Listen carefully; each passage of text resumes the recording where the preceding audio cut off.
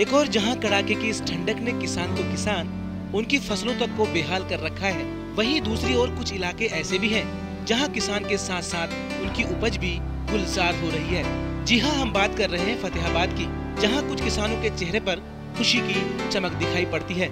ये वो किसान हैं जिन्होंने पारंपरिक खेतों के बजाय फूलों की खेती को बेहतर विकल्प समझा और अब नतीजा सामने है।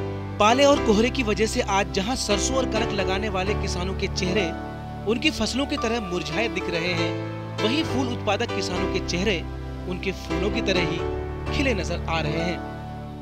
पिछले जैसे मोटी फसलें हैं उनको ज़्यादा पसंद कर रहे हैं, लेकिन आज के युग में जैसे पानी की भी कमी आ रही है, तो ऐसे जो फूल है, सब्जी है, ये बाग बगीचा है, किन्नू वगैरह है, इसकी जो खेती है इसके लिए पानी कम ज़रूरत पड़ती है और अच्छा मुनाफा होता है। जैसे फूलों की खेती है, इसमें कई लोगों को रोज़गार भी मिलता है, पैसा भी अच्छा मिलता है, खर्चा भी कम है और दूसरी खेती से आसान भी है।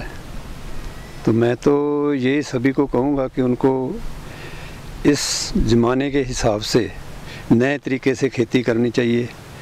फतेहाबाद के फूल उत्पादक किसानों का कहना है कि अब की बार उन्होंने कई एकड़ में फूल लगाए थे, जिसका फायदा अब उन्हें मिल रहा है।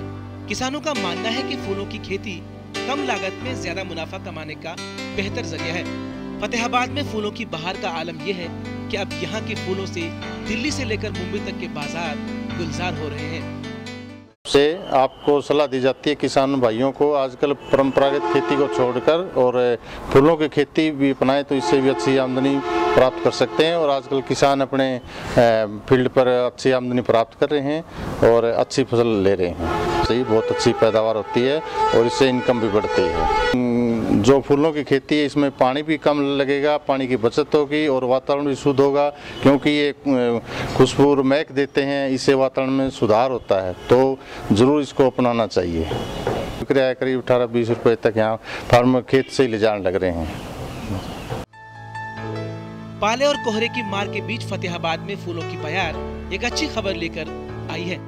उम्मीद के साथ प्रार्थना की जानी चाहिए कि जिस तरह फूल उत्पादक किसानों के चेहरे खिले हुए हैं, उसी तरह ठंड और पाले का प्रकोप जल्द से जल्द कम हो और दूसरे किसान भाइयों के चेहरे की मुस्कान भी उन्हें वापस मिल जाए।